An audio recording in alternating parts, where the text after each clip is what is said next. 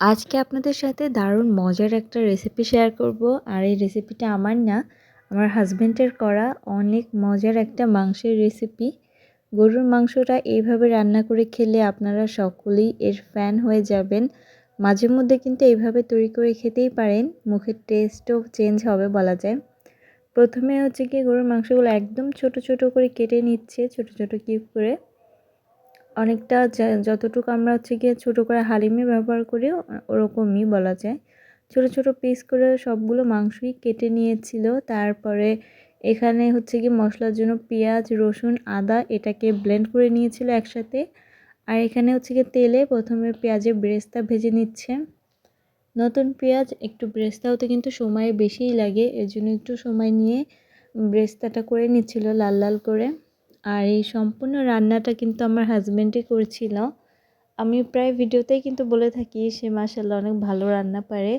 প্রায় সময় কিছু কিছু স্পেশাল জিনিস কিন্তু রান্না করে খাওয়ায় আমাকে। যেমন এই মাংসটাও কিন্তু একদমই স্পেশাল একটা রান্না, আপনারা দেখলেই বুঝতে পারবেন। রান্নার ধরনটাও ভিন্ন আর খেতে তো অসাধারণ হয়। পেঁয়াজের ব্রেস্তা করে তোলার পরে এখন হচ্ছে গিয়ে একই তেলের ভেতরে পেস্ট করে রাখা মশলাটা দিয়ে দিয়েছে। এখানে আদা, রসুন আর পেঁয়াজ একসাথে পেস্ট করা ছিল। আর এই সম্পূর্ণ রান্নাটা হচ্ছে গিয়ে বাটা আর গুঁড়া মশলাতেই করা হবে, এই কারণে সব কিছুই ব্লেন্ড করে নিয়েছিল। এরপরে হলুদের গুঁড়া, লবণ আর মরিচের গুঁড়া দিয়ে দিয়েছে। আর এখানে হচ্ছে গিয়ে মরিচের গুঁড়াটা অনেক বেশিই দেয়, কারণ আমরা সবাই ঝাল খেতে অনেক পছন্দ করি। আর এইভাবে ঝাল ঝাল করে মাংস কিন্তু খেতে অনেক মজার লাগে। এরপরে হচ্ছে কি জিরা, ধনিয়া গুঁড়া, গরম মশলার গুঁড়াও দিয়ে দিয়েছে। এখন মশলাটাকে সুন্দর মতো কষিয়ে নিবে। মশলাটা দেখে কিন্তু বুঝতে পারবেন কতটা লোভনীয় হতে চলেছে। একদমই লাল লাল ঝাল ঝাল একটা মাংস বোনা হবে। মশলাটা কিন্তু অনেক সুন্দর একটা কালার চলে এসেছে। এরপর একটু টমেটো সস দিয়ে দিয়েছে। সসের বদলে যদি টমেটো পেস্ট করে দেওয়া যেত তাহলে আরও ভালো হতো, তবে যেহেতু টমেটো ছিল না এই কারণে সসটা অ্যাড করে দিয়েছিলাম কিছুটা পরিমাণে। তারপর হচ্ছে এখানে বাড়তি মাংসের মশলা অ্যাড করেছে কিছুটা পরিমাণের।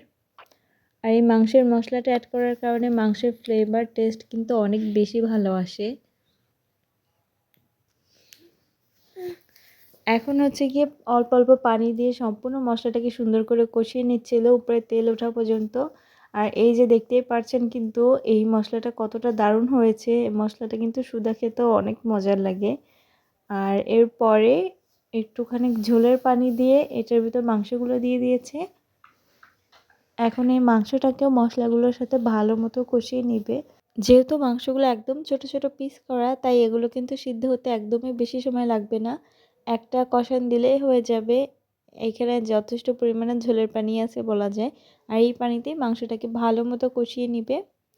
এরপরে ছোট ছোট কিউব করে রাখা আলু দিয়ে দিয়েছে আর ঝোলের পানিটাও দিয়ে দিয়েছে। একদমই কম পরিমাণে দিয়েছে কারণ মাংসটা একদম ভাজা ভাজা করা হবে। আলুগুলো একদম ছোট ছোট কিউব করে কেটে দিয়েছে।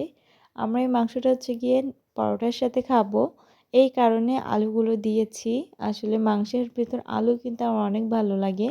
আর এরপর হচ্ছে গিয়ে বড় বড় রসুন দিয়ে দিই আর কি, রসুনের কোয়া। গরুর মাংসে কিন্তু চুই ঝাল, রসুন এগুলো আলাদাই একটা টেস্ট আনে। আমরা মাংস রান্না করলে চুই ঝাল কিংবা রসুন এটা মাস্ট দেই। এরপরে এখন হচ্ছে গিয়ে পরোটাটা রেডি করছি। আর পরোটাটা একটু স্পেশালভাবে করেছিলাম আমি। এখানে ইস্ট, গুঁড়ো দুধ, চিনি আর হচ্ছে কুসুম গরম পানি দিয়ে প্রথমেই আটার একটা সুন্দর ডো তৈরি করে নেই। এরপর ওটাকে কিছুক্ষণ রেস্টে রেখে দেই। অনেকটা নান রুটির মতো করে তৈরি করেছি আর কি বলা যায়, একদম সিম্পলের ভেতর।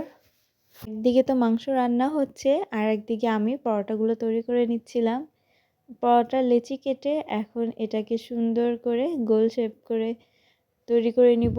আমি আলাদা করে যেভাবে পরোটা তৈরি করে তেল দিয়ে ভেবে করছি না, কারণ আমি এটা একটা নান রুটির মতো তৈরি করতে চাচ্ছি বা নান পরোটার মতো। আর এইরকম ঝাল ঝাল গরুর মাংসের সাথে কিন্তু রুটি পরোটাই বেশি মজার হয়। একটা করে পরোটা ভেজে নিব। আর এটাকে মনে হচ্ছিল যে আরেকটু যদি মোটা করে বেলতাম তাহলে ভালোই লাগতো। তারপর আমি তো যথেষ্ট মোটা করে এটা বেলেছি। এপিট ওপিট করে ভেজে নিব। আর আমি এটা ভেজেছিলাম বাটার দিয়ে। বাটার নানই বলতে পারেন আপনারা। তবে এটাকে যদি আরেকটু মোটা করে বা আরেকটু সময় নিয়ে ডোটাকে রেস্টে রাখতাম তাহলে আরও বেশি মজার হতো। আমি মাত্র 10 মিনিটের মতো এটাকে মনে হয় রেস্টে দিয়েছিলাম। এরপরই হচ্ছে গিয়ে পরোটা ভেজে নিয়েছি। যেহেতু মাংসটা হতে একদমই সময় লাগেনি, অল্প সময়ের মধ্যে রান্না হয়ে গেছে, এই কারণে পরোটাগুলো তাড়াতাড়ি করে অল্প সময়ের মধ্যে ভেজে নিয়েছি। আর এই যে ফাইনাল লুক তো দেখতেই পাচ্ছেন, একদমই ভাজা ভাজা করে ফেলেছিল মাংসগুলোকে। আর এটা খেতে কিন্তু অনেক মজার হয়েছিল। উপর থেকে পেঁয়াজের বেরেস্তা, ধনিয়া পাতা কুচি আর হচ্ছে গিয়ে লেবুর রস ছিটিয়ে দিয়েছিল। আপনারাও কিন্তু বাসায় রেসিপিটা ট্রাই করতে পারেন, আশা করি অবশ্যই ভালো লাগবে।